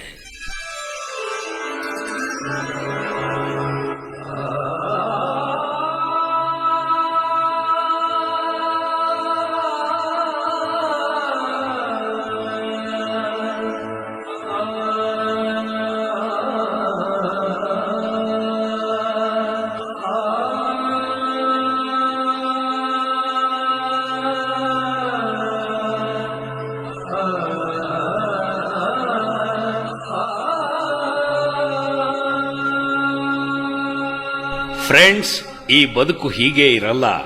ಇದ್ದಕ್ಕಿದ್ದ ಹಾಗೆ ಒಂದು ವಸಂತ ಋತು ಎಲ್ಲಿಂದಲೋ ನಡ್ಕೊಂಡು ಬದುಕಿನೊಳಕ್ಕೆ ಬಂದ್ಬಿಡುತ್ತೆ. ಅಂದುಕೊಂಡ 10 ಟಾರ್ಗೆಟ್ಗಳ ಪೈಕಿ 4 ಟಾರ್ಗೆಟ್ ರೀಚ್ ಆಗ್ಬಿಡ್ತೀರಿ. ನಿಮ್ಮಲ್ಲಿ ನಿಮಗೆ ಒಂದು ಕಾನ್ಫಿಡೆನ್ಸ್ ಬಂದ್ಬಿಡುತ್ತೆ. ಒಂದೊಂದೇ ಮೆಟ್ಲು ಹತ್ತಾ ಹೋಗ್ತೀರಿ. ಹತ್ತಿದ ಸುಸ್ತು ಕಾಣೋದಿಲ್ಲ. ಗೆಲುವು ಕೊಡುವಂತಹ ಎನರ್ಜಿ ದೊಡ್ಡದು, ಅದು ಕೊಡೋ ಕಾನ್ಫಿಡೆನ್ಸ್ ಅಪಾರವಾದದ್ದು. ಸಂಬಳ ಬಂದು ಜೇಬ್ನಲ್ಲಿ ದುಡ್ಡು ತುಂಬಿರುವಾಗ ಹಸುವೇನೇ ಆಗಲ್ಲ. ನನ್ನನ್ನು ಯಾರೂ ಪ್ರೀತಿಸ್ತಾ ಇಲ್ಲ ಅನ್ನೋ ಹತಾಶೆ, ಪ್ರೀತಿಸಿದವರು ಸಿಗಲಿಲ್ಲ ಅನ್ನೋ ನಿರಾಸೆ, ಪ್ರೀತಿಗೆ ನಾನು ಅರ್ಹನೇ ಅಲ್ವೇನೋ ಅನ್ನೋ ಅನುಮಾನ ಎಲ್ಲ ಕಳೆದು ಹೋಗಿ ದಿವ್ಯವಾದ ವಿಶ್ವಾಸದೊಂದಿಗೆ ನೀವು ಇಷ್ಟಪಟ್ಟ ಹುಡುಗಿನ ಹತ್ತಿರಕ್ಕೆ ಕರೆದು ಕಾಫಿ ಹೌಸ್ನಲ್ಲಿ ಕೂತ್ಕೊಂಡು ಪ್ರಪೋಸ್ ಮಾಡೇ ಬಿಡ್ತೀರಿ. ನನ್ನನ್ನು ಯಾಕೆ ಪ್ರೀತಿಸ್ತೀಯಾ ಅಂತ ಕೇಳ್ತಾಳೆ. ಅವಳಿಗೆ ಏನು ಉತ್ತರ ಕೊಡೋದು? ಯಾಕೆ ಪ್ರೀತಿಸಲ್ಲ ಅಂತ ಕೇಳಿದ್ರೆ 10 ಕಾರಣ ಕೊಡಬಹುದು. ಆದರೆ ಯಾಕೆ ಪ್ರೀತಿಸ್ತೀಯಾ ಅಂತ ಕೇಳಿದ್ರೆ ಅದಕ್ಕೆ ಉತ್ತರ ಎಲ್ಲಿದೆ?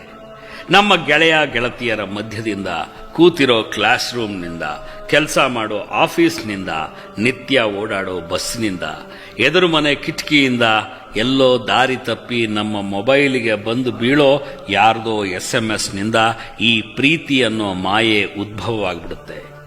ನಿನ್ನೆ ತನಕ ಪರಿಚಯವೇ ಇರದಿದ್ದ ಹುಡುಗ ಇವತ್ತು ಸತ್ತು ಹೋಗೋಷ್ಟು ಇಷ್ಟವಾಗ್ತಾನೆ.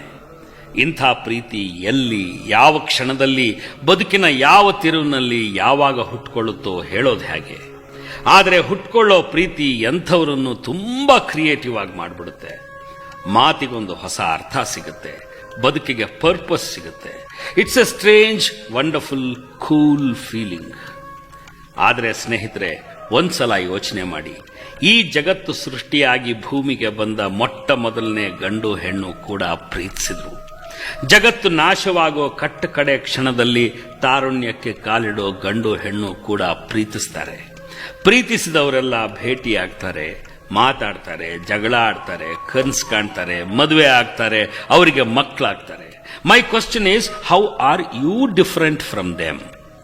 ಈ ಬಗ್ಗೆ ಗಂಭೀರವಾಗಿ ಯೋಚಿಸಿ ನೋಡಿ. ನೀವು ಎಲ್ಲರ ಹಾಗಲ್ಲ. You are very different a person, very different from others. ನೀವು ತುಂಬಾ ಕ್ರಿಯೇಟಿವ್ ಆದವರು. You are intelligent, you are human, you are entirely distinct from the crowd. ಹಾಗಾದ್ರೆ ನಿಮ್ಮ ಪ್ರೀತಿ, ನಿಮ್ಮ ಪ್ರೇಮ ಕೂಡ ತುಂಬಾ ಡಿಫರೆಂಟ್ ಆಗಿರ್ಬೇಕಲ್ವಾ? ಸಾಮಾನ್ಯವಾಗಿ ನಾವು ಮಾತಾಡುವಾಗ ಐ ಫೆಲ್ ಫಾರ್ ಹರ್ ಅಂತೀವಿ, ಐ ಫೆಲ್ ಫಾರ್ ಹಿಮ್ ಅಂತೀವಿ, ವಿ ಫೆಲ್ ಇನ್ ಲವ್ ಅಂತೀವಿ. ಒಬ್ಬ ಆಚಾರ್ಯ ರಜನೀಶ್ ಮಾತ್ರ we must rise in love ಅಂತ ಇದ್ರು.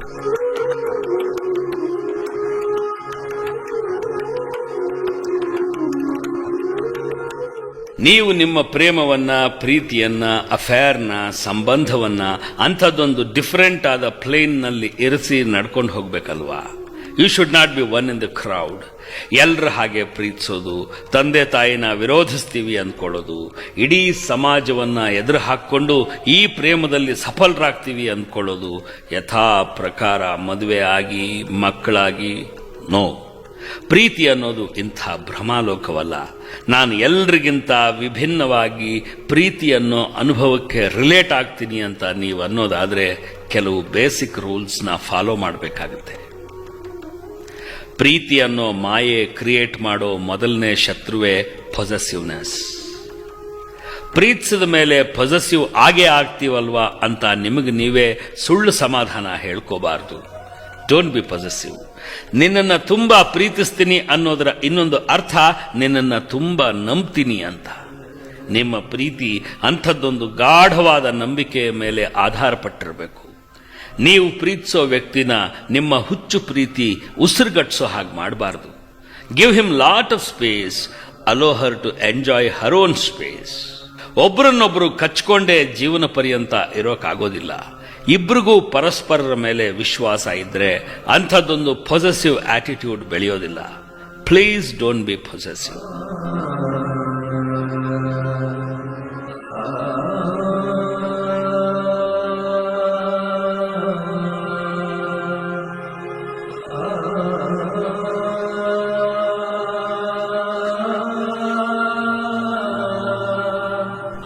ಗಂಡು ಹೆಣ್ಣಿನ ಮಧ್ಯೆ ಡಿಸೈರ್ ಅನ್ನೋದು ತುಂಬಾ ಸಹಜವಾಗಿ ಉದ್ಭವವಾಗುವಂಥದ್ದು.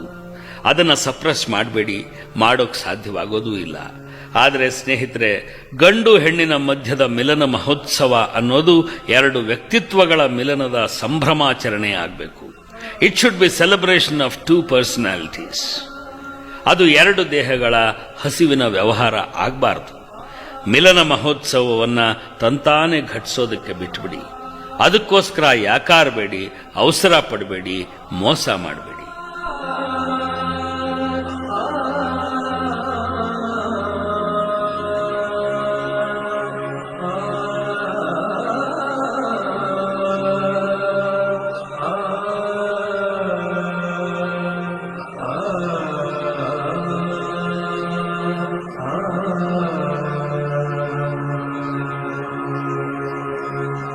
ನೀವು ಪ್ರೀತಿಸಿದ ಮಾತ್ರಕ್ಕೆ ಅದಕ್ಕೆ ಎಲ್ಲರಿಂದಲೂ ಅಕ್ಸೆಪ್ಟೆನ್ಸ್ ಸಿಗಬೇಕು, ಎಲ್ಲರೂ ಒಪ್ಕೊಂಡೇ ಬಿಡಬೇಕು ಅಂತ ಭಾವಿಸಬೇಡಿ. ನಮ್ಮ ಹಿರಿಯರು ನಮಗಿಂತ ಮುಂಚೆ ಹುಟ್ಟಿದ್ದಾರೆ, ನಮಗಿಂತ ಮುಂಚೆ ಅವರ ಆಲೋಚನೆಗಳು ಹುಟ್ಟಿವೆ, ಅವರಿಗೆ ಅವರವೇ ಆದ ಆದರ್ಶಗಳಿವೆ, ಆಸೆಗಳಿವೆ, ಅಭಿಪ್ರಾಯಗಳಿವೆ.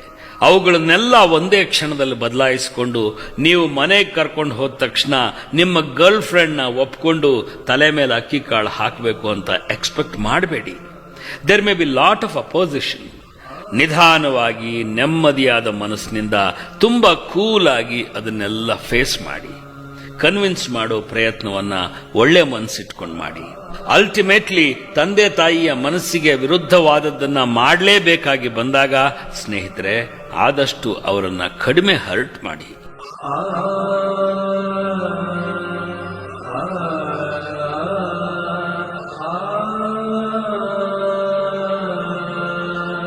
ಈ ಬದುಕೆ ಹಾಗೆ. 100 ವೇದನೆಗಳ ಮಧ್ಯೆ ಒಂದು ಸಂತೋಷ ಹುಟ್ಟುತ್ತೆ.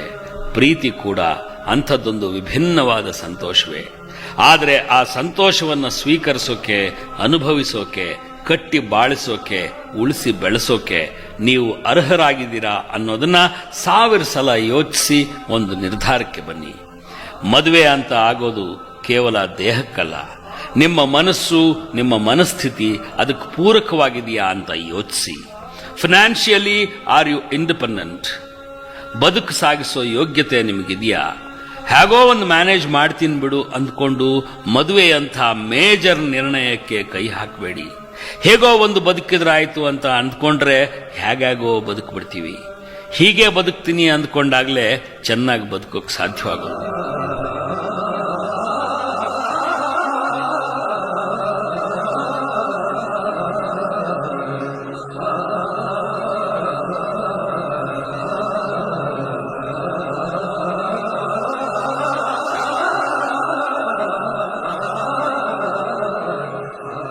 ಗೆಳೆಯರೇ, ಇಷ್ಟು ಹೊತ್ತು ಪ್ರೀತಿ ಪ್ರೇಮದ ಮಾತು, ಬದುಕು ಕಟ್ಕೊಳ್ಳೋ ಮಾತು, ಸೋಲು ಗೆಲುವಿನ ಮಾತುಗಳನ್ನು ಆಡಿದ್ದಾಯ್ತು, ನೀವು ಕೇಳಿದ್ದಾಯ್ತು. ಆದರೆ ನಾವು ಗೆಲುವಿನ ಕಡೆಗೆ ಹೊರಟವರು ನಮ್ಮ ಮನೆಯ ಒಂದು ಕತ್ತಲ ಭಾಗವನ್ನು ಮರೆತು ಬಿಟ್ಟಿರ್ತೀವಿ. ಮೊನ್ನೆ ತನಕ ಅಂಗಳದ ಪ್ರಖರವಾದ ಬೆಳಕಿನಲ್ಲಿದ್ದಂಥ ನಮ್ಮ ಸೋದರಿಯರು, ನಮ್ಮ ಗೆಳತಿಯರು, ನಮ್ಮ ಮನೆಯಲ್ಲೇ ನಮ್ಮ ಜೊತೆ ಬೆಳೆದಂಥವರು ಇದ್ದಕ್ಕಿದ್ದ ಹಾಗೆ ಒಳಮನೆಯ ಕತ್ತಲಿಗೆ ಸರಿದು ಹೋಗಿರ್ತಾರೆ. ಅವರನ್ನ ವೈಧವ್ಯದ ಶಾಪ ಆವರಿಸಿಕೊಂಡಿರುತ್ತೆ. ಒಬ್ಬ ಹೆಣ್ಣುಮಗಳು ಮದುವೆಯಾದ 5 ವರ್ಷಕ್ಕೋ 10 ವರ್ಷಕ್ಕೋ 15 ವರ್ಷಕ್ಕೋ ವಿಧವೆಯಾದಾಗ ಆಕೆಯ ಮುಂದಿನ ಬದುಕೇನು ಅನ್ನುವ ಪ್ರಶ್ನೆ ಉದ್ಭವವಾಗುತ್ತೆ. ವೈಧವ್ಯವನ್ನು ಭರಿಸೋದು ಹೇಗೆ? ಆ ನೋವನ್ನು ತಾಳೋದು ಹೇಗೆ? ಮಕ್ಕಳನ್ನು ಬೆಳೆಸೋದು ಹೇಗೆ? ಇನ್ನೊಬ್ಬ ಸಂಗಾತಿಯನ್ನ ಹುಡುಕೋಬೇಕಾ? ಮೊದಲ ಸಂಗಾತಿಯನ್ನ ಮರೆಯೋದು ಹೇಗೆ? ಈ ಎಲ್ಲ ಪ್ರಶ್ನೆಗಳನ್ನು ಇಟ್ಕೊಂಡು ಇನ್ನೊಂದು ಚಿಕ್ಕ ಸಿಡಿ 1 ತಿಂಗಳೊಳಗಾಗಿ ಆ ಹೆಣ್ಣು ಮಕ್ಕಳಿಗೋಸ್ಕರವೇ ಅಂತ ಬಿಡುಗಡೆ ಮಾಡೋಕ್ಕೆ ತೀರ್ಮಾನ ಮಾಡಿದ್ದೀನಿ. ಹಾಗೇನೆ ಫೆಬ್ರವರಿ 14ರ ಬೆಳಿಗ್ಗೆ ಪ್ರೇಮಿಗಳ ದಿನಾಚರಣೆ ಅಂತ ನಾವೇನು ಆಚರಣೆ ಮಾಡ್ತೀವಿ, ಅವತ್ತಿಗೋಸ್ಕರ ನನಗಿಂತ ಚಿಕ್ಕವರು ಒನ್ಸ್ ಅಗೈನ್ ನನ್ನ ಮಕ್ಕಳ ವಯಸ್ಸಿನವ್ರಿಗೋಸ್ಕರ ಪ್ರೀತಿ ಪ್ರೇಮದ ಬಗ್ಗೆ ಇನ್ನೊಂದು ವಿಶೇಷವಾದಂಥ ಒಂದು ಸಿಡಿಯನ್ನ ಬಿಡುಗಡೆ ಮಾಡ್ತೀನಿ. ಒಂದೇ ದಿವಸದಲ್ಲಿ ಪ್ರೀತಿ ಪ್ರೇಮ, ಒಂದೇ ದಿವಸದಲ್ಲಿ ಅದರ ಇನ್ನೊಂದು ಮುಖವಾದಂಥ ದುಃಖ, ವಿರಹ, ಒಂಟಿತನ, ವೇದನೆಗಳ ಕುರಿತಾದಂಥ 2 ಸಿಡಿಗಳು ಬಿಡುಗಡೆ ಆಗ್ತವೆ. ಅವತ್ತಿನ ದಿವಸ ದಯವಿಟ್ಟು ಬೆಂಗಳೂರಿನ ಪದ್ಮನಾಭನಗರದಲ್ಲಿರುವಂಥ ನನ್ನ ಆಫೀಸ್ಗೆ, ಹಾಯ್ ಬೆಂಗಳೂರು ಕಚೇರಿಗೆ ದಯವಿಟ್ಟು ಬನ್ನಿ. 2 ಸಿಡಿ ನಿಮಗೋಸ್ಕರ ಕಾಯ್ತಾ ಇರ್ತವೆ.